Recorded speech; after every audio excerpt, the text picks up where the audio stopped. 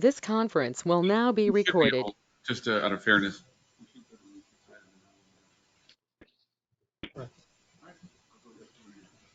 So Congressman, we're going to be addressing item number 6, new or unfinished business at this time, not public comments. You're under that category. So that category, I'd like for you to address the body here on any legislative updates that you have on behalf of your district and of course your office. We really want to hear what's going on, Thank you. and please bring us up to date. Thank you. I appreciate it. And thank you for inviting me over. Yes. Thank you especially to Mayor Ambrosio and every single one of y'all for being here this morning. It's been a busy few months, as we all know, and we're wrapping up a really productive Congress that we've had.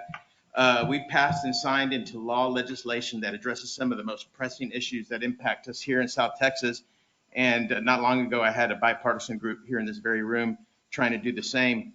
As you know, we passed a bill that will bring our prescription drug prices down. It's lower. We're trying to lower inflation in this country, and this is a bill that will do it. It lowered prescription drug prices to $35 a month for citizens. We have a high rate of diabetes here in our region, and it'll be really impactful also for Part D of Medicare. They're capped at $2,000 a year. And I want to talk about some of the bills that have already passed and some of them that are still in the wheel churning that are also impactful for our area.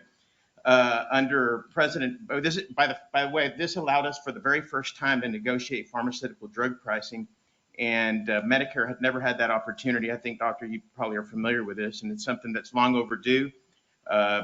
Pharmaceutical drug pricing in this country is carried on the back of senior citizens for the most part. And when you talk to pharmaceutical companies, they always say, well, that's the funding that's used for research and development. But it really is on the back of American seniors for the most part, because if that same medication that you buy for $200 here, it costs you $60 in Canada and $25 across the border. And it was about time that we had an opportunity to bring them to the table and negotiate what's fair. And we certainly want to pay our fair share, but I think the rest of the modern world should also contribute, Western Europe, Asia, and other wealthy countries.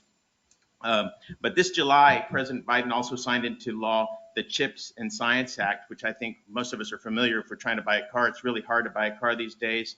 This will, for the first time, allow for manufacturing of semiconductors and start nearshoring some of that technology from China and Asia and other parts of the world right here to our country. In fact, we have the capacity. We're looking at locations around the country. Hopefully some of that will come to Texas, but certainly we can't be relying on countries, especially some of them that are not our friends when times get tough, like recently during this pandemic. And I think this will be a very impactful law that we'll start feeling and touching in the next year or two.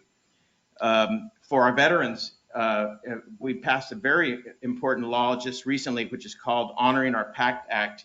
And what was happening, we have 3.5 million folks who were impacted by the burn pits in Iraq and Afghanistan. We have about 30,000 of them south of San Antonio that haven't been able to make their VA claim, and now they will. The president recently signed this, so now they're assumed to have been impacted if they served in those areas where burn pits were fired, and if they have cancer and lung problems, they're brought in and cared for, and their families are too. As a son of a Korean War veteran and somebody who went to school on the military base, I'm very close to veterans in our community, and we've been working with some of them that wouldn't qualify, and now for the first time they will be able to have that care, be able to take care of their families, and do things that are very important for our region and the country. Another success that we had recently that I voted for was a funding of over $11.2 million for community projects across our district, and $6.7 million came right directly here to the Rio Grande Valley. And this funding was to improve drainage and water infrastructure. I think we all know that has been a big problem here in South Texas. Some of these funds went to law enforcement. And as we all know, South Texas has had its fair share of outdated roads and highways, and we suffer from major floods and extreme weather events more often than before. So I proudly voted for that. We got a $1.2 trillion infrastructure investment jobs act passed.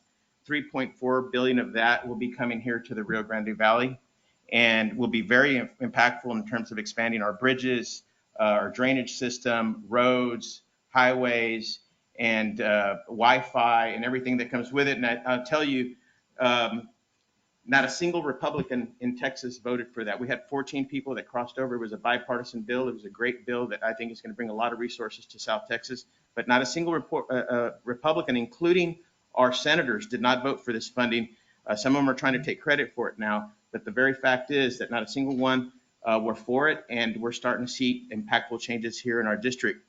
Over 1.6 billion in projects were announced on the latest UTP for the region. So I think that's coming in, and I think you'll be seeing some of the benefits of that. Many of these projects in the RGV are aimed at relieving congestion and accommodating regional growth, including projects like State Highway 68, Mayor, which you're very familiar with. The Infrastructure Investment and Jobs Act also provided the largest investment in our nation's internet and broadband, which I know you've been very involved in the city of FAR and I think across the region. With access to this funding, we're working to expand access to high-speed broadband throughout South Texas to assure every single home, including the poorest of the poor, have access to Wi-Fi in their home.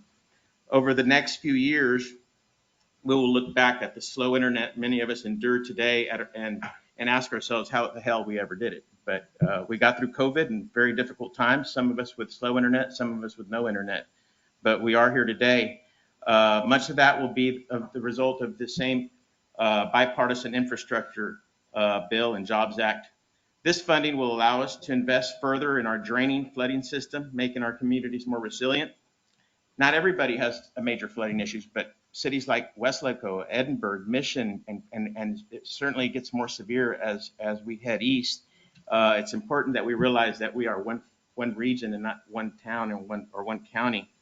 So everyone knows the impact that COVID had on our region, and I think we saw students and teachers transition to viral learning, and businesses making tough decisions to take out loans and stay open or close, and cities and counties saw revenues fall and our lives change.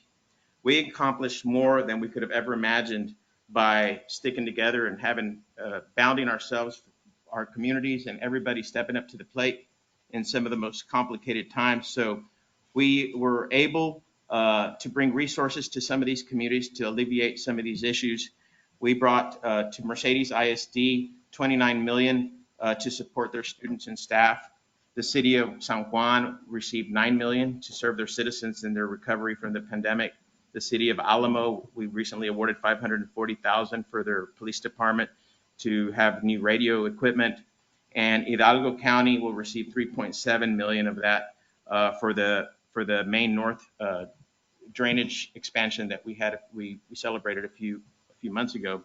I can go on and on. We have projects like this across the country. We're starting now to see the tangible results, and I tell every mayor and county judge and officials, have your projects ready, have your shovel-ready projects, know what they cost, at least know who could do them and how much they cost, because when opportunities arise, sometimes we don't have a lot of time.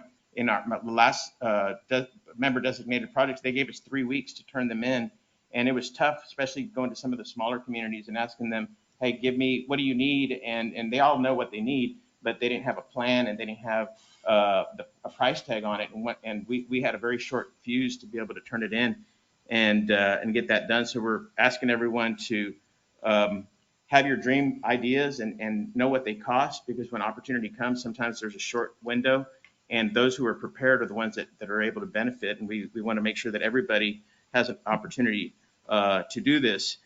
I lastly want to talk about a couple of bills that I filed, and one of them is something that I've been fighting for since I first arrived to Congress. I'm going into my 4th term, but it's the Repatriate Our Patriots Act, and we've got bipartisan support, and it's growing and growing in popularity in the House, and we hope that we can get it to the finish line and to the Senate and to the President to stop deporting American veterans. We have deported American veterans who were here legally, who served our country in uniform, fought for our freedom, were honorably discharged. And then, as you know, many of them come home with PTSD. The vast majority, it's drugs and alcohol that gets them in trouble, and they find themselves deported.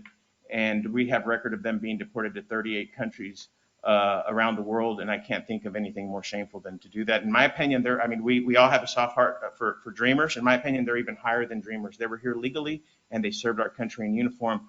And I won't stop fighting for this till we bring them all home, and we hope that we're close to doing that. The president made some executive actions to assure that immigration judges start considering their their service in military service and stopping the deportation.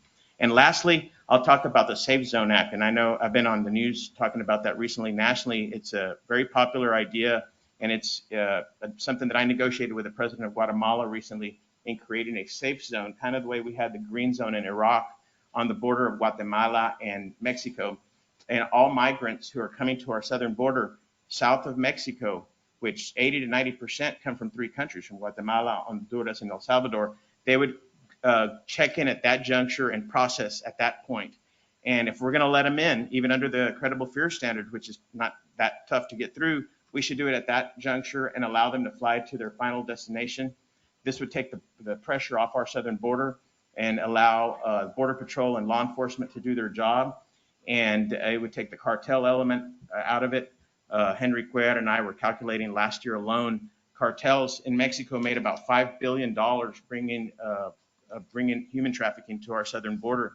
And this is the only real plan that's been out there. I brought the only bipartisan group in the history of Congress down here to see what was happening on our border, because when Democrats are in the majority, they come down and point fingers and say, oh, we have kids in cages and families getting separated. When Republicans are in the majority, they come down, or either way, when we're in the majority, they come down with their rhetoric, taking photos by the wall and saying people are being abusive or we're being abusive to law enforcement. We need to come together with a plan that works. This is not a Democratic or a Republican issue. This is an American problem that we need to resolve. It's not new. We've been dealing with it for decades, different countries at different times, but until we build that long-term infrastructure further away from our border, right now it's Guatemala, El Salvador, and Honduras, but down the road it could be Ecuador and Colombia and Venezuela or other countries, and we need to build that long-term infrastructure further away from our border to bring real long-term solutions to assure that what's been happening probably for the last 8 years intensely, and Mayor Sepulveda, you probably know more than anyone as an immigration lawyer that we were talking about it not long ago. This is not new. It's been happening for decades, and it's gotten a lot more attention recently. But clearly, it's something that I think we can resolve if we work together and come up with a common sense plan, and that's what I'm doing. On our earmarks, before I leave, so we spread earmarks throughout our district. Just yesterday, I was in Elsa celebrating a walk and bike trail that we're funding, and some monies for their fire department. But we're doing this across the district. So we tell folks, if you have something local that it's not necessarily something that's easy to find under $1 million, when we get this little pot of money, have a plan for us, bring it to us ahead of time. And if we don't get you through the first round, as there's new appropriation bills coming, we'll eventually get you. We had 2 this last year. One didn't get, some folks didn't get funded in the first one, but they did on the second one. So bring it to us. I know, Mayor, you brought us some, and I think a lot of you folks here did. We'd be happy to get you those resources and put you on that list. So thank you so much. By the way, I was never a criminal lawyer, so just for the record. If y'all have any questions, I'll be happy. I don't know what that comment's for, but okay. Yeah, you'll know later, man. All right. Never practiced criminal law. I was a civil attorney for 20 years. But if y'all have any questions on any issues, I'd be happy to answer them. So, Congressman, first and foremost, I'll start off with my colleagues can jump in anytime they want. Thank you for coming here today and elaborating on some of those issues. You're right. You touched on a couple of things that does affect our board. For instance, the prescriptions. I mean, it falls under Health and Human Services because we deal with elderly, and we see them suffering all the time, counting their pennies, trying to figure out how to pay their bills on top of having to deal with their ailments and having to pay for their medications, and then home health or providers and their limited resources. So the fact that you guys are attacking this as Congress, I'm very happy to hear that, because you're going to affect a lot of people, not only in the Rio Grande Valley, but all over the nation. And it's absolutely necessary, because you're right. I go sometimes if I need to, or I send patients, I tell them, go across the border, go buy that. When I was in Detroit, I would tell them, go to Canada, because it's insane the fact that they can get this exact same medication. It's unfair. But it's so much cheaper. And I understand Americans are paying for that research and development, and mostly senior citizens are paying for it. And so when we have this conversation with pharmaceutical companies, they say, well, that's how we fund research and development, but we're doing it on the backs of Americans and mostly seniors. And we've kind of let off the hook Western Europe and Asia and China and other very wealthy countries around the world that should also be contributing to that cost. We agree. So we're proud to have done that. So I'm glad you're doing that. And you're right. When it comes to economic development, we get involved as well. This board does. And we're very much attuned with the fact that we need good paying jobs and we need it all across the valley. And for instance, Tesla, right, moving to Corpus Christi is a great event if it happens, if they finally get everything cleared through the, abatements that they're asking for, that's going to be great. And so we can bring those type of jobs to the area. We would ask the Congress to consider, because I know that a lot of negotiations have to take place, but you guys you can put your finger on that scale also to help us out as the Rio Grande Valley, right? That's right. Infrastructure, you're right. Later this afternoon, we're going to be at the MPO meeting, and all my colleagues will either be on or be watching it. But as you know, when we finally got our heads together and we united under one flag, we got significant funding now. Yeah. And one of the things Cameron County is going to be obviously aware of is that we're going after that second bridge, causeway, right? Our chairman currently is Chairman Trevino, just Trevino, great advocate for the entire Rio Grande Valley. Also the Highway 70, what I call Highway 77, but I know everybody knows it as Interstate 69 East. That's going to be looked as priority funding so you can finally finish it off. So all these things happen because we work as a team together, right. not just FAR or Harlingen or McAllen, right? That's exactly right. And in So- Washington, nobody asks you if you're from McAllen or Westlake or Harlingen or Brownsville. They see us as a region. Congressman Vela and I worked closely together my entire time in Congress, and while he was there, while we were there together on projects that were regional projects. One of them, I mean, not only bridges and moving commerce around our region, but our Raymondville drain that has been a dream since 1986, since I was in grade school. And we need to find the funding under this historic infrastructure bill to finish that off, just as the causeway, because when we get a category 3 or 4, and it's not if, it's when it happens, we will be devastated. We'll have a lot of people underwater. And I try to advocate in Washington saying, look, we can do it right now for $440 million, I think was the last ticket. It might have gone up now with prices of construction going up. But if we don't get it done and we get devastated with a serious hurricane, it'll cost the federal government billions of dollars for us to recover, and it'll be very tough for every single one of us here. So we will continue pushing. I think right now there's a lot of opportunity. My doors are always open, whether you're in my district or in the adjoining district, or if you're going to be in my district this next term, feel free to contact us anytime.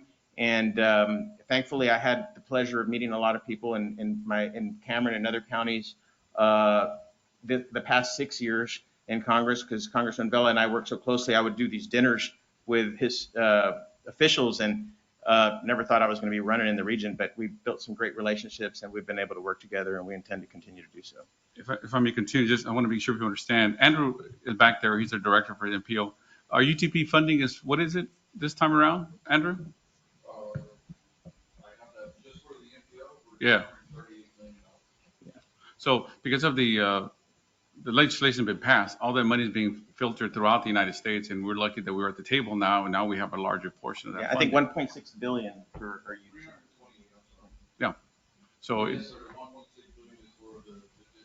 Right. That is correct. So we never had that. We used to have like 500 million. So working together, it really makes a difference. And I'm glad the Congress as a whole has pushed this infrastructure, because I don't care if you're in Tennessee or California or here, we all need it.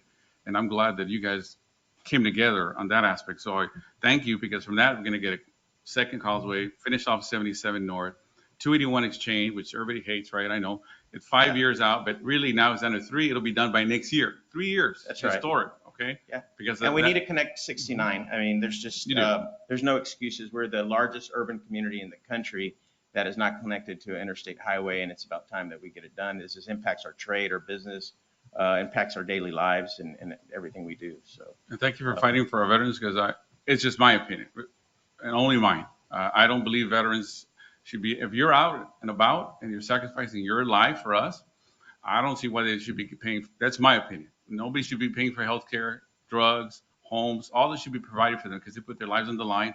They saw battle. It shouldn't be an issue. And I don't know why you and your colleagues can't get that right. Just take care of them like they took care of us in their time of needs. This isn't when you do it. So what if it takes 30 years, 50? I don't care. You can text me all you want for that. I don't have a problem with that. But that's just my opinion. I agree. And when it comes to, immigration, Congressman, as you know, the law's been in play. What I see happen is that depending on the administration that's there, they tend to interpret it the way they want to interpret it. And that's where we get a little sidebar there. And so people get all pissed off like I do when I see all this crazy Immigration stuff that's is being certainly said. a hot button issue, and in fact, I think that's what's impeded the ROPA bill, the Repatriate Our Patriots Act, from passing, because people see it as an immigration bill. I see it as a veterans' rights bill. And when we deport an American veteran who's already earned some privileges, signed on the dotted line, and when we have them sign on the dotted line, we tell them, if you fulfill this contract, you get what? You get a GI Bill to go to school, to buy your first home, you get health care. As they should. And when we deport them to foreign countries, they have no access to the benefits that they've earned, not that we're giving them that they've earned. We have enough money to save all the other countries. My vote would be save our veterans. That's right. When they come back, they don't have to be paying for any health care, any homes. We should be supporting them. That's simple as that. Yeah. I mean, they put their lives on. I'll have but the anyways. Secretary of the Veterans Administration here in a couple of weeks. I'd be happy to have you join us, and it's important to have him down here because, especially in healthcare, we have hospitals and certainly the EMS. I met with the mayor. We met with the EMS in your district in Harlingen?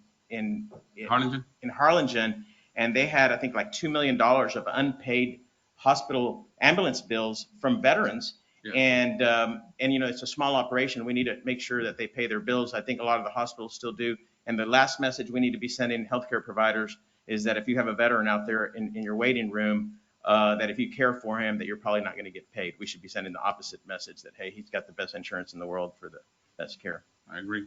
Thank you, sir. Thank Anything you. else? Does any of our board members have any questions, comments, concerns? I'd just like to make a comment on the infrastructure bill, that how important broadband internet service. We went through a pandemic. Our educational, system was handicapped because many of our students could not attend face-to-face. So the importance of having that technology during a crisis, a hurricane, or a pandemic, it's a lifeline.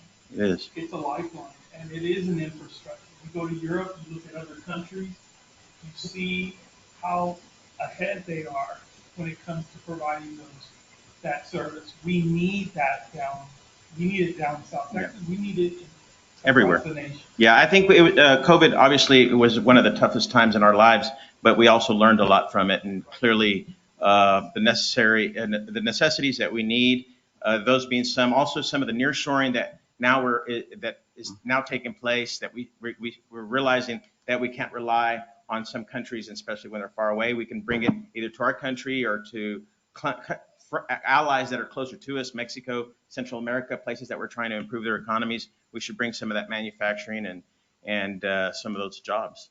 And I agree with his comments, broadband, Wi-Fi, or, fiber optic cable, as it's called. I know you were ahead of that even Yeah. before the pandemic. Yeah, So. and so I'm very excited the fact that Congress is pushing it. I'm very excited that Brownsville, Cameron County, the city of McAllen, the city of FAR, to begin with, that I know of, we're dropping fiber optic.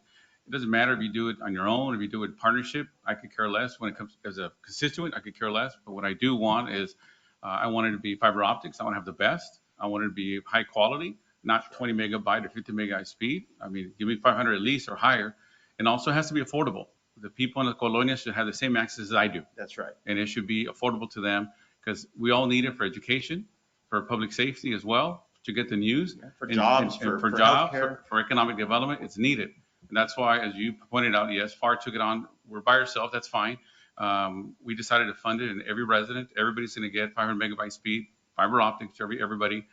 There's different models for everyone, and I urge everybody, consider it for your cities. And it's In a rural private places, partnership, whatever works for you, but consider it. There were a lot of naysayers about telemedicine prior to the pandemic, and now we're setting up little medical stations in rural areas where there's just an RN, and anybody from the rural community can go in and see a doctor on a screen and have their vitals checked and improve people's health. So certainly, I think it was a great learning experience, a tough one, but I think there's gonna be some good things coming out of it. Thank you, Congressman. Thanks a lot, guys. Thank Appreciate you. it. Have a God good bless day. you. Congressman Gonzalez. Oh, we have a comment. Yes, this is County Commissioner Gonzalez from Willacy County. How you doing, sir? Hey, Oh, there you go. Commissioner, how are you? I'm doing well, sir, and you? Good to see you. Well, I'm glad y'all. First of all, thank you for your service and what you're doing on the Raymondville main drain and the I-69. I just want to just say thank you, but there's still a lot of needs in Willacy County, especially, you know, that Willacy County is downstream of Hidalgo County. There's a lot of flood mitigation that we need in Willacy County. So just keep us in mind. Absolutely. I was there the day before yesterday. We need to get together and continue the conversation, but certainly we know that we have work to do. All right. Thank you, sir. Thank you. Anybody else? No? All right. Thank you. Thank you, Congressman. Thanks a lot. Thank you, report. So we'll move on to item 6 and go back to, now that we have quorum, let's move to item 2, consideration and action approval of meetings, August 31st of 2022. Second. Did you get it? Okay. Okay. Any discussion? All in favor? Opposed? It passes. Thank you. Move on to item 3, public comments. Yes, Mr. President, we have another individual, Mr. J.D. Key. He requested to make public comment. Mr. Key, you have 3 minutes to do so. Thank you. Good afternoon. I am JD Key. I am the District Director for Congresswoman Mayra Flores. I wanted to introduce myself. That's the only reason I'm here today, just to give you a face to a name. We're doing a lot in the community. I'm trying to build some relationships with all the communities in the 34th District. So I'm the guy. If you get an email from me, it's me. And if you like a good dad joke, please share it, and I'll share with you mine. One other announcement, this weekend, this Saturday in Brownsville, we're having our Military Academy Fair. This is for all the high school students who want to go to West Point, the Naval Academy, the Air Force Academy. We're having an informational fair this weekend, this Saturday from 2 to 4 in Brownsville. All the information's on our website, flores.house.gov. And if you have any questions, feel free to call our office. I'm based in the Brownsville office, and of course we have Rosie, who's in the back over there in the office in this building. And thanks so much for your time. Thank you, sir. 4. Okay, moving on to item number 4, administration. We have the first item A, presentation and action to approve Texas Gas Service Rio Grande Valley Emergency Efficiency Program. Just wanted an update. There's no action on this item, so just wanted to correct that. We have Ms. Jasmine King Bush to provide the presentation. Are these the folks who are going to lower our rates? Is that what this is? Well, good afternoon. My name is Naomi Perales, and I'm the Community Relations Manager, and I'm here locally in the Rio Grande Valley. And I want to introduce Jasmine King Bush. She is our Energy Efficiency Manager. Welcome. Good afternoon, everyone. Good afternoon. Thank you for allowing us to come before you today, and thank you for the partnership. We are the Energy Efficiency Program that is an arm of the Texas Gas Service natural gas that so many of you and those that you represent receive in their homes. The Energy Efficiency Program was launched in 2016 and really is a platform and a vehicle that the company uses to incentivize and educate Texas gas customers on how they can use their natural gas more efficiently, saving energy and also seeing that reflection in their bills. I have a very brief presentation that I will share in electronic format after the meeting for further review. Can I just use the clicker? Sure. All right, let's see here. You guys help her out? Did you give the presentation to them, ma'am? Yes, sir. No, sir. The second one is there.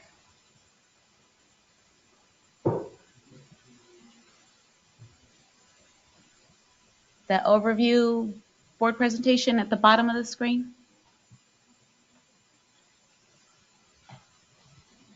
I'm assuming you sent it to an email or? Yes, sir. Okay, thank you. Will you advance from there? Perfect, thank you. And you can skip the first slide. It basically is the introduction slide. Is that where it says that all residents get a dividend back to them? Skip that slide. Oh, you're going to skip that one, huh? Yeah. I thought so. So slide 2 would be great.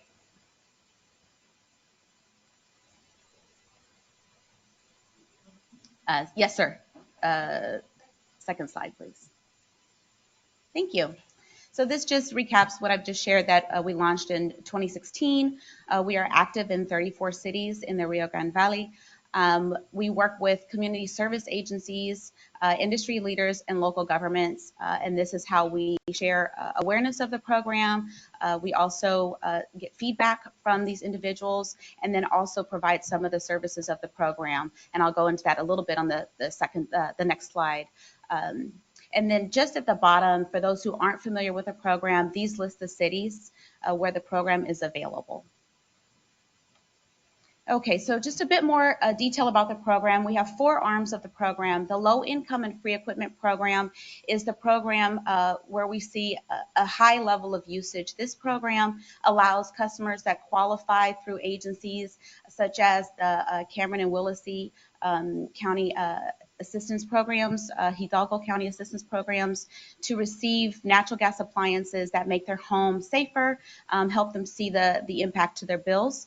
The residential new construction program is where we work with builders to incentivize them as they're building to build efficiently. So instead of putting the base model natural gas appliances in their homes that they're constructing, we're providing rebates and incentives for them to use a more efficient model.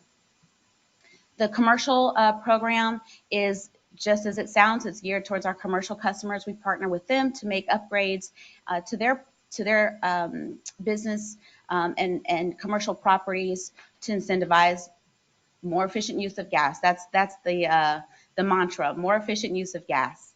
And then the residential retrofit program is geared towards residents that have been in their homes, so not new residential construction, but someone who's saying, you know, I need to upgrade my natural gas dryer, I need to upgrade my water heater to something that's more efficient, maybe more compact. This offers rebates and incentives through that arm of that program for them to do so.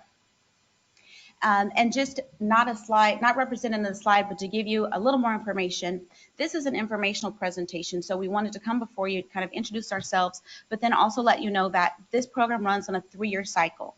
The 3-year cycle is concluding December 31st of this year. So every 3 years we come before you with a proposed budget. We provide that, we'll send that via email, a proposed budget to share with you to let you know the program plans for the next 3 years. The program is funded by customers. It's a monthly contribution on each bill, residential and commercial bills. And that funds those blocks that you see ahead of you there. I do not have any plans to increase any collections for the bill. It will stay as it's been the last 3 years. The change that I do recommend that we make and will be reflected in the budget that we provide is that we move some of the funds that have been earmarked for the residential retrofit program and the residential new construction program into the low income program. And that is driven by the fact that we've seen the need increase. Another change that we've seen in that area is that we work with local contractors, and we wanted to adjust the rate of pay that we provide to them for working through that program. And so we made that the reimbursement rates, if you will, match what is in the market currently. We want to make sure that we're working with quality contractors and that they're seeing the benefit of working with us as well. And so that had not been touched since 2016. So we made that adjustment, as well.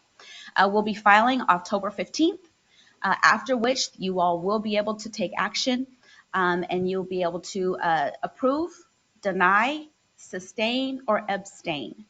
Approval, of course, we'll see the program as we proposed it, January 1st. It will run for another 3 years. You'll see us before 3 years are out, but we will come before you in the same manner at the end of those 3 years.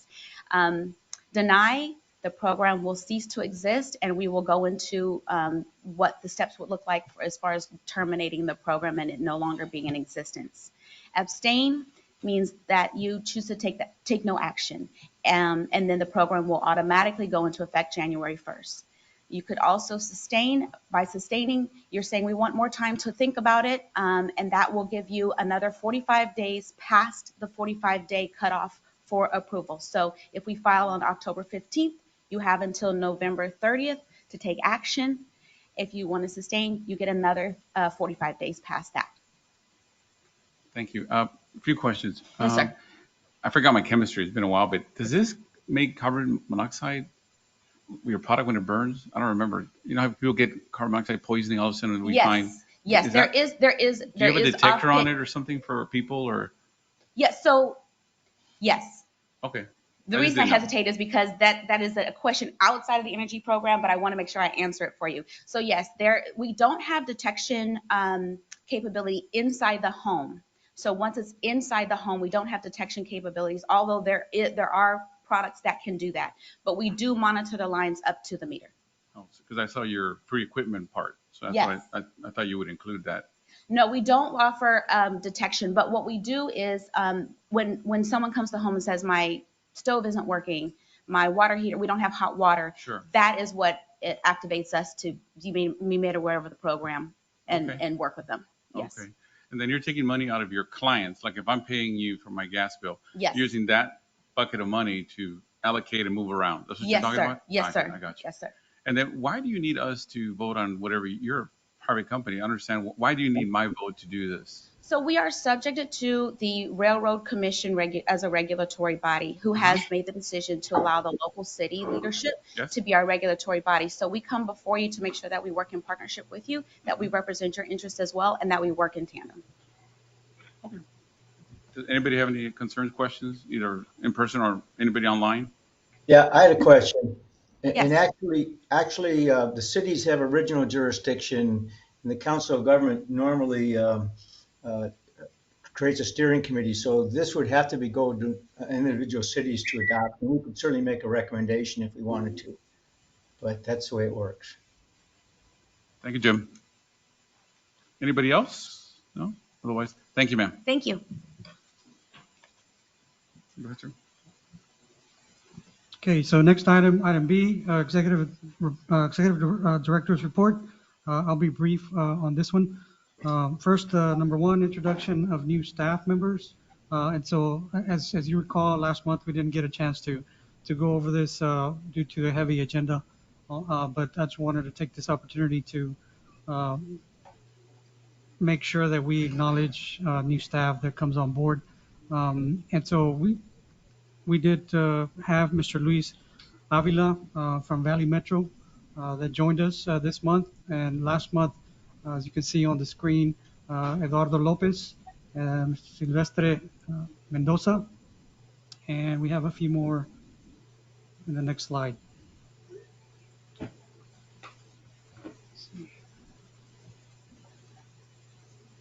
Okay, under admin, we had Lisa Alfaro.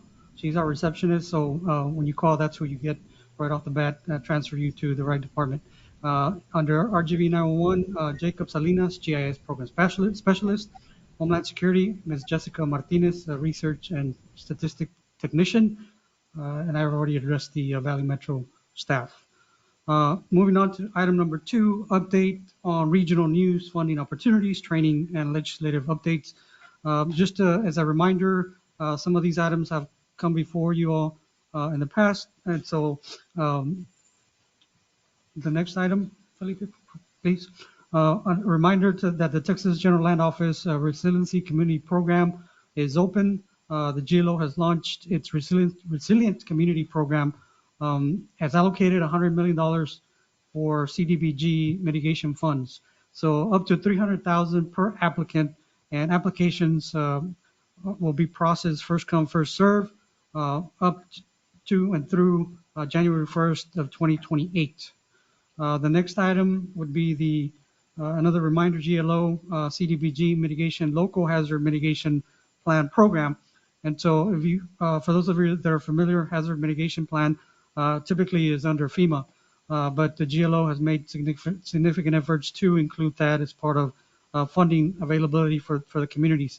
And so GLO has allocated $25 million for this particular project.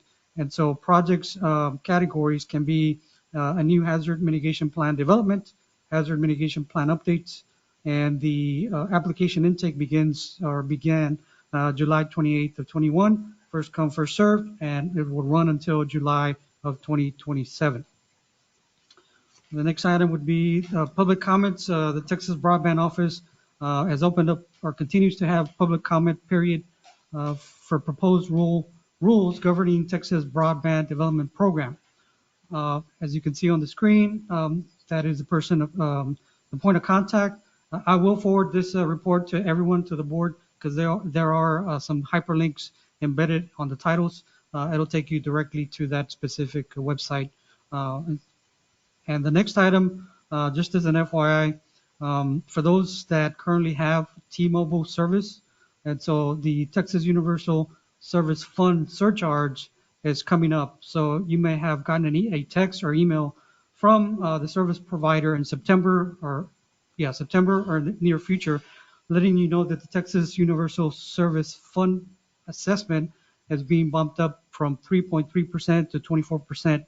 And so this is the Texas Public Utilities Commission, which voted to implement that increase last month.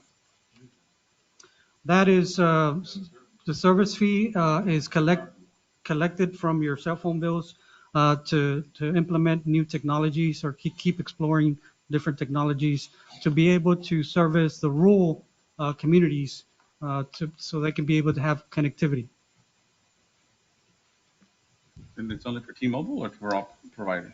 To my knowledge, T-Mobile is right now Exclusive? is the only one that has implemented that the PUB has approved that for them. Verizon and the other carriers yet to be determined. And this will be a limited time.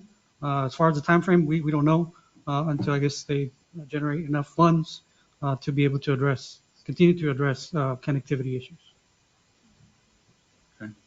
Anybody have any comments, concerns, questions? Yeah, I did actually, at 1:30 today, the USDA is having a rural development meeting for colonias, Internet for colonias from the United States Department of Agriculture. And that's at Jim, can you get 1. closer to your mic? Oh, yeah, I'm sorry. Yeah, at 1:30 today, there's USDA Rural Development is having a webinar on supporting high-speed internet for colonias, sponsored by the United States Department of Agriculture. And I think Debbie has the information, if I'm not mistaken. I'm going to be on a Zoom call, so I could relay that if nobody's going to be on it. Thank you, Jim. Here's an email. Send it out. Yes. Thank you. Anybody else? Comments? I just want to know. Yes, ma'am. When is that going to be implemented?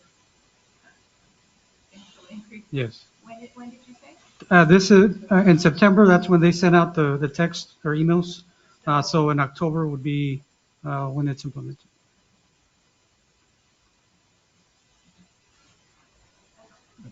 That's my report. All right. Well, that's not a good report, sir. You're charging a lot of money, but I won't blame you now for that. Okay. Next item. The next item is item number 5, department reports. First item A, community and economic development. We have Mr. Rick Carrera. He's joining us virtually. He'll be presenting status reports. Good afternoon, everybody. Mr. President, hope everybody's doing well. I am communicating with you all from Austin. I'm attending the Texas Association of Regional Councils biannual meeting. No action items this month. I do have some announcements to make. I understand you all have a flyer sitting in front of you for an event that UTRGV is hosting. They've invited us to participate in that. We have some findings that we're going to present through a study that was conducted with a third-party consultant. They will be part of a consortium that encompasses basically the entire southern half of South Texas to pursue some National Science Foundation grant funding. The findings, beg your pardon, that were in that study will be used to to begin some dialogue between all the people in attendance, hence the invitation in front of you or the save the date in front of you. And also, I believe UTRGV will be have some faculty on hand who are subject matter experts on some of the items that will be up for discussion. We certainly encourage you all to be there. We're excited to be a part of this. Anytime we can use something that is considered a study to go towards narrative, towards a good proposal for funding, we're all for it. This our findings will be a part of the narrative of the grant, but not the entire grant, obviously. It is, like I mentioned, it's a rather large consortium. As you'll notice, the UTSA logo is at the bottom, along with UTRGV, and it is a rather large group that is getting together for this. Second of all, we have a vacancy I need to announce in our Regional Water Resources Advisory Committee, and coincidentally, or not coincidentally, it's for higher education. The representative who was on that committee from UTRGV has resigned from UTRGV, rather retired. Therefore, we have a higher ed vacancy open. Concerning water, we have a meeting tomorrow for Region M. I know last month I presented the addendum to the last regional water plan that was being pursued by Hidalgo County Drainage District number 1. That will be finalized tomorrow at that meeting, in addition to the normal business associated with Region M at that meeting. It starts at 9:30. It'll be there in that same office where you're at now. Of course, I will be attending virtually because I'll still be in Austin. Just a couple of the highlights. We will be at National Night Out for the Hidalgo County Sheriff's Office on October 4th. And of course, one last highlight, just to be brief, and Mayor Darling can chime in if you'd like, but the reservoir levels are in front of you. At TARC, I did mention to our working group this morning that we have had several meetings in addition to our normal Region M meeting to talk about water use and some mitigation strategies to keep the reservoir levels from getting any lower than they are. This all happened before our recent rains.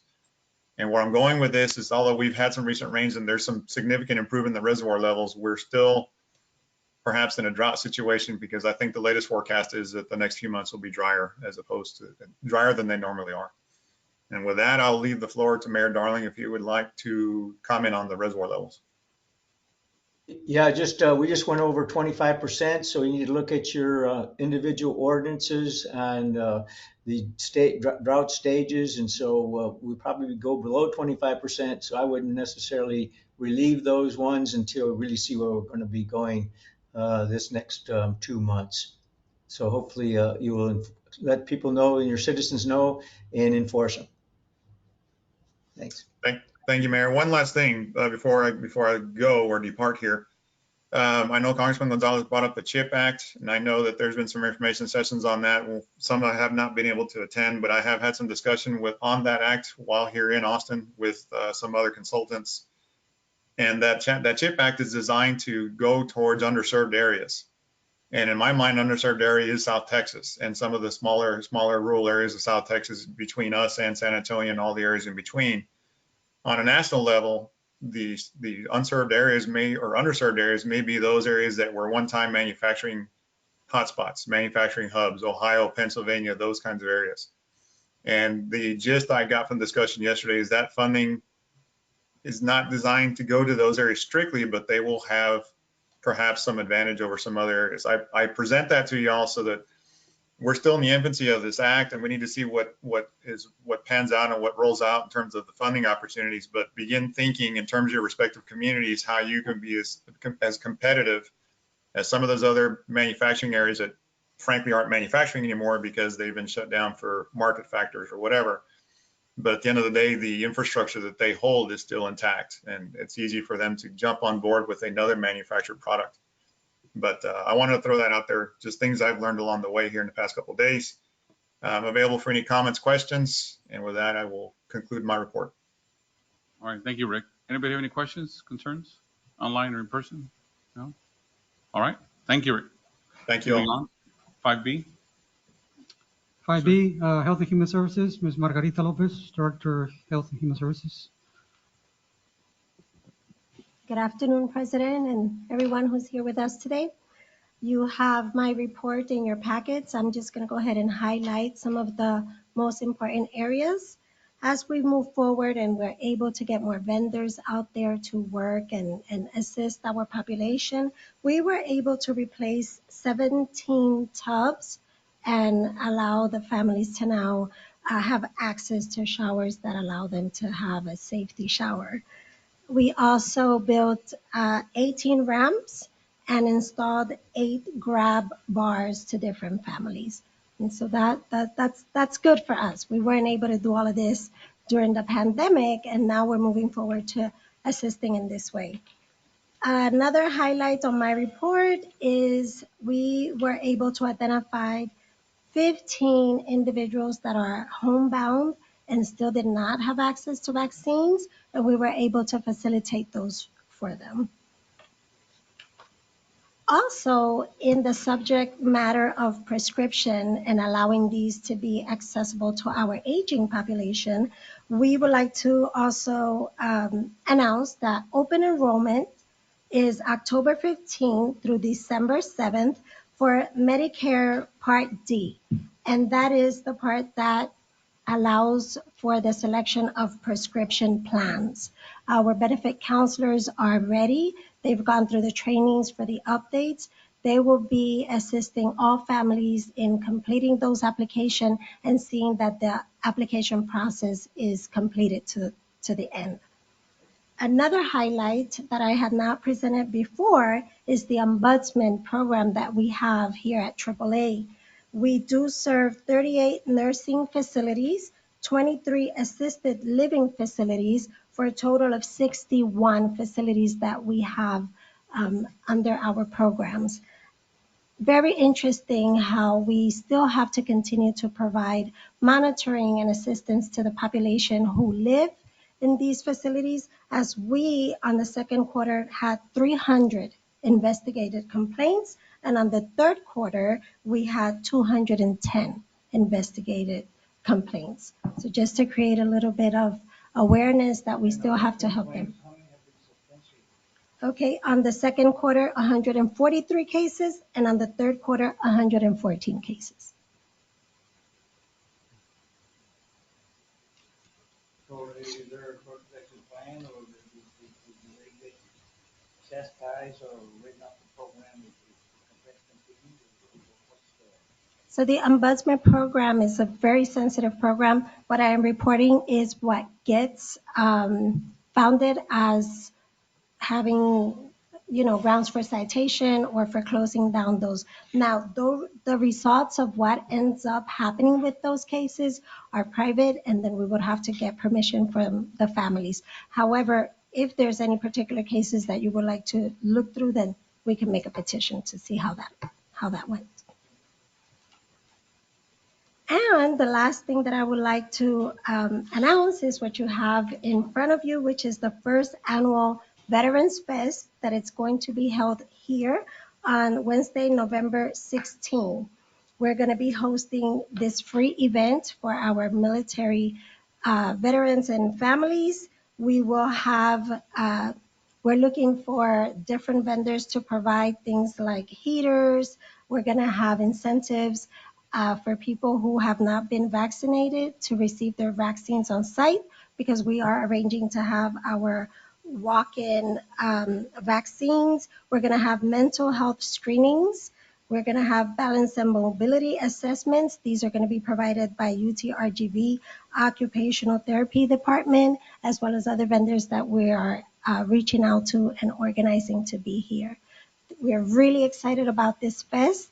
This is going to be the first one, and then after that one, we'll continue accordingly. So we invite you all, invite everyone who you know. Also, it's not only for 60 and above. Our ADRC program allows us to also serve any veteran, disabled, and families under the age of 60.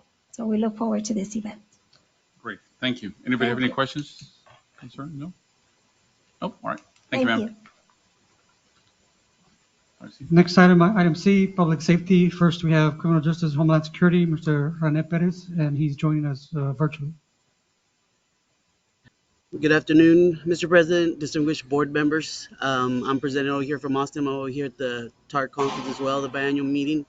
I'll be brief for the sake of time. I like to focus on one of the agenda items. I have no action items. I just wanted to do a status report.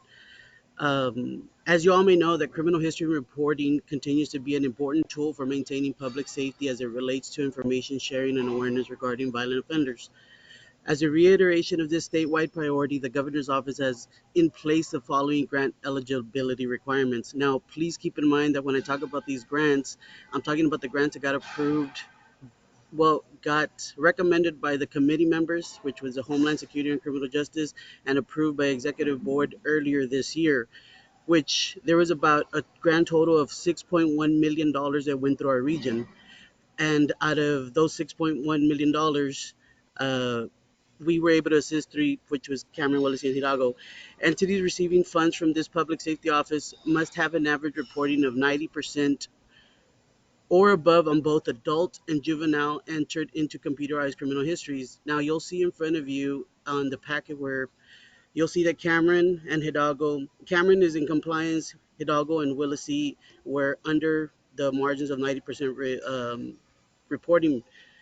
Now, acknowledging the burden that COVID-19 placed on the entire court system across Texas, leading significant delays in dispositions, last year the Public Safety Office considered counties that had a minimum average of 78% or above an adult and juvenile dispositions to be eligible for grant funding. Now, moving into this year, had the Public Safety Office not lowered the minimum average again to 83% on both categories, we would have had to been forfeited. We would have to have forfeited $4,073,551.33, which would have had an impact on 37 different entities not eligible to receive funding this year, which would have been from Hidalgo and Willacy. Earlier this month and last month, I met with our Homeland Security Advisory Committee, and our plan of action to move forward for this coming year is to speak with the three different DA's office, since the burden does fall on them to report these numbers to the PSO, the Public Safety Office, and reiterate to them the importance and stress the importance of getting these numbers to 90%, because by August 1st of 2023 is when those numbers will be due again. So I just want to stress the importance that the same funding that we receive and we're getting ready already for next year. I know that they're barely going to release the funding for 22, 2023. We're getting ready for 23, 2024. So I just wanted to stress that to you all. And then also we will be meeting with the different DA's office to let them know that these numbered reportings is an important factor of us getting grant funding for Homeland Security and criminal justice for our region. For clarification, I just want to make sure I understood you correctly. From a compliance standpoint, Cameron County is compliant, but Hidalgo and Willacy were not? Yes, sir. And that is, What that is the is reason having you to, were given why they weren't compliant? that is like I said, it was because of the COVID. The court systems took a great amount Everybody of, had COVID. Cameron had COVID too. So it can't be because of COVID. correct. Well, that was the reason that the state overall, out of 246 counties in Texas, only Yeah, we don't care about the 272. rest of the state of Texas. I'm asking about Hidalgo and Willacy. What did they tell you? I can chime in here, Mr. President, being that I ran the program for 18 years. Um, it's unfortunate that COVID came and went. And so, like I mentioned, our resources indicate that some of the DA's office are behind a year, and that's part of the delay. But Rene made it a point to bring it up again this time because this could potentially impact funding under criminal justice, all the programs like Mujeres Unidas. Um, correct.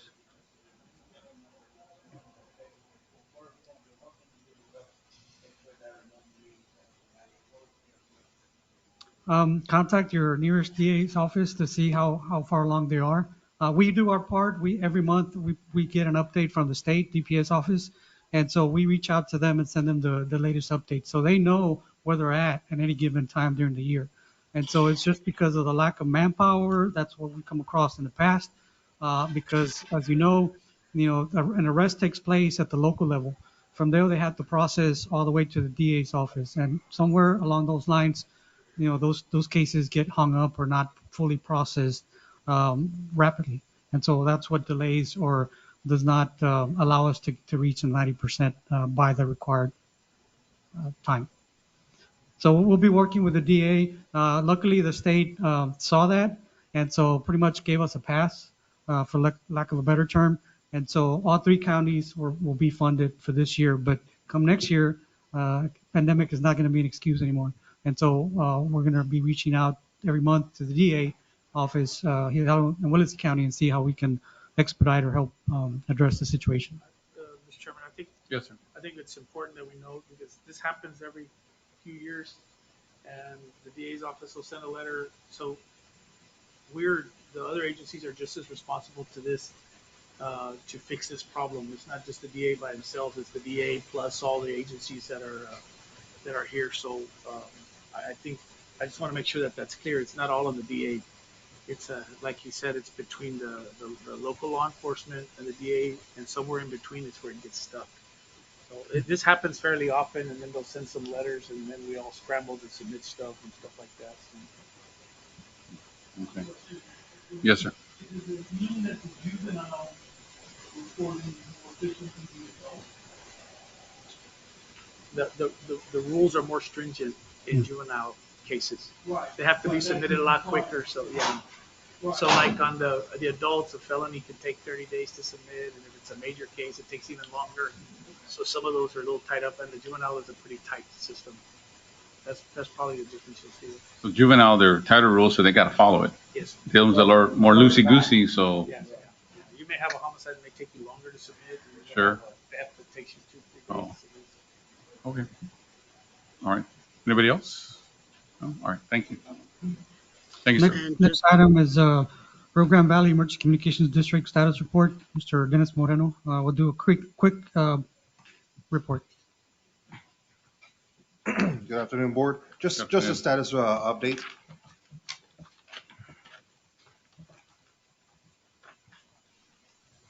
All right, I just want to speak about on September 1st, 2022, our RGV celebrated our first anniversary in becoming a district.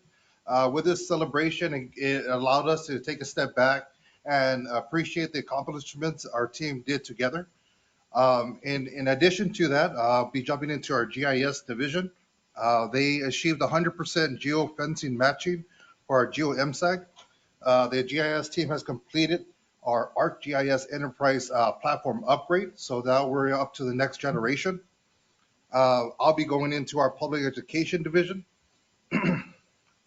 On September 8th, we attended the National Suicide Prevention and Awareness event, along with the Darkness Walk 2022 American Foundation for Suicide Prevention and Sexual Assault Family Violence course for human trafficking. These are the courses that we're bringing into our dispatchers as well. In the back of that, you'll see our future events that we'll be attending out here regionally from our, we cover Hidalgo and Willacy County. And lastly, our IT team has already finalized our upgrade, as we mentioned. Today, we're just going on to our public safety answering points, which are PSAPs, just to check all configurations and everything's up to date. As of today, we're all good to go with our new status of, our new upgrade for our Viper 7 911 call taking. Any other questions? No, I do want to make a real quick comment because it affects Hidalgo and Willacy County. So most recently, within this past year, or not this past week, we were contacted and we are currently engaged and coordinating with CBP, Customs and Border Protection. We're going to be assisting them with their missing migrant program, which is basically to identify people that cross the border that are up in the northwest that they can't be found trying to cross. And so just to alleviate any more deaths from the migrants that are, passing up to the north. And so we're going to be working with CBP to try to identify potential resources and potentially look into providing them with something that's called a secondary PSAP. It's not a full-fledged, 911 work center, and they are going to fund it, not us. We'll just provide the technical assistance so that they can have it available. Because when a 911 call comes in, the police department has access to all that information, the number, the call location, and so forth. And right now, as it exists, there's only a transfer button, and that transfer call is transferred to a 10-digit regular desk phone. And so there's no way Border Patrol can see on their screen where that missing migrant is located so they can provide assistance. And so that's where we're going to be working with, trying to assist Border Patrol, see how we can help them out. So I just thought I'd bring that up. Very important. Okay. Thank you, sir. Moving on. The next item Item is item D, Transportation Valley Metro Action Item. Ms. Sarah Dillon will present that. Good afternoon, President, Board of Directors. This is a recommendation from staff to approve the purchase of support vehicles. These vehicles are used by staff. There's going to be a total of 7 purchased through our FTA grants in addition with TDC. So it's no local cash match is being used towards the grant or towards this purchase. Again, 7 vehicles, 3 of them for maintenance and 4 of them for administration staff. Are there any questions? Second. Yes. Any discussion? No? All in favor? Thank you. Opposed? It passes. Thank you. Next item is under elementary status reports, in your tablets, or you have them in the screen. I'd be happy to answer any questions in reference to those. If not, we can go to item number 6, new and unfinished business. New and unfinished business. Oh, my bad. Oh, I'm sorry. I'm so sorry. I have like That's 3 okay. slides. It'll be really quick. Yes, ma'am. Do you have my slides? Perfect. So I just wanted to show you 3 quick things. One is a little update with some visuals on the bicycle and pedestrian count data program. The second one will be a visual of the mapping that we're doing for our active transportation facility inventory. And then the third one is some updates on the transportation alternatives program. So you could just, click any of those. The Slide full number 1. slides. I don't know if you could full screen it. So most of them are visuals, but the takeaway that I want to get to from slide 6 is basically we do have some projects from fiscal year 2019 and 2020. And I'm reiterating basically, thank you. This is a visual of the heat map from the bicycle and pedestrian count data program. So you can see we have some counters on our trails and our bike lanes throughout the region, and we're kind of tracking the use. And if you go to the next slide, you can see all those different counters and how I think San Benito's right now has like the most activity as far as how many people are using their bicycle, their walking trail, whether they're walking or biking, we can differentiate that as well. But this is kind of a big overview. I didn't want to spend too much time in it. You can see how many counters we have. This is a map of Hidalgo County. In green, you have the on-street bicycle facilities, and in orange are the trails, off-street infrastructure. So we're trying to collect a regional inventory and standardize the data. And the next map, you'll see the same thing for Cameron County's infrastructure. And so again, this is data that we're building up, standardizing, so we can track progress over time. And then this is the kind of key takeaway for me. We have several projects that amount to a total of $4.5 million in federal funding, and these funds must be obligated by next August. And there are some really great projects here. You see like $808,000 for McAllen's Jackson Road Hike and Bike Trail. That's in partnership with Edinburgh. The FAR PSJA Tri-City Pedestrian is in partnership with San Juan and Alamo. It's over $1 million there. And so these projects are basically, we've been working with them all year to kind of make sure that these projects get funded and developed quick enough to obligate those funds. And the next slide is the newer projects.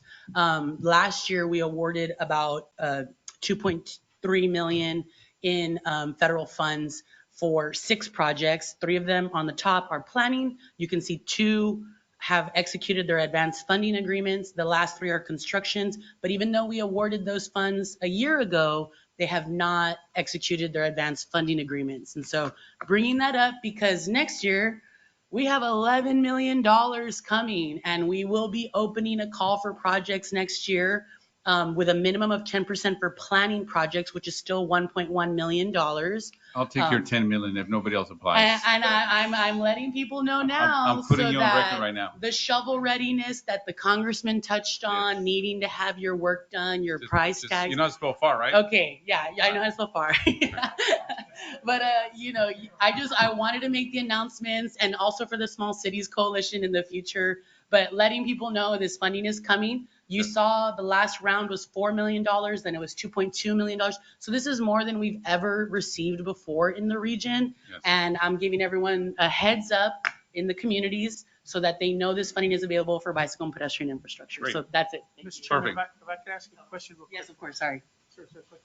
Yes, of course. So I noticed I don't know if you can go back to the 2 slides, Cameron and Hidalgo County. Sure. Is the idea, and I'm sorry I'm That's new fine. to this project. I've Yeah. heard about it, but so is the idea is because I've noticed Cameron County's done a real good job of, they're all connected. Yeah, It's the a smaller infrastructure. area, but they're all connected. The map. Is that the goal? Is that the goal of Hidalgo County to eventually Yes. connect? Because I know that we've talked about it basically, but I don't know that maybe sometimes the commissions change. But, oh, okay, you do. Yeah. And it includes like Mercedes, West Yeah. Mexico, everybody. Yes, Yeah, Mayor, we if should- you, Is if there you like a see, meeting that goes, because I must have missed it. Okay, but there's gonna be a meeting with all the cities. So that they can yes, all. that's part of the list. If you could scroll up, Felipe, or the But list the of, target's all 10 million. Then 11, Mayor sir. told me- 11. I'm sorry, 11. We should be Okay, kicking all right, off just the making plan sure. next Yeah, and year. I don't want to Yeah. do that in competition with Cameron. I want to congratulate Cameron County for what they've Yeah, they did a great job. I think that's fantastic. The plan We is, need to get on it ourselves. the plan is to mirror, you see that first project up there? Yeah, it's the first one. TL County Mobility Plan. Of course, we don't have local funds, so we had to go and ask the county, because I know all the cities might not have the revenue. So the county was fortunate enough to have the funding, so they'll be funding the full project. And when we're ready to implement it, everybody will be invited. And the goal is to connect with Cameron County. So it'll be one. Yeah.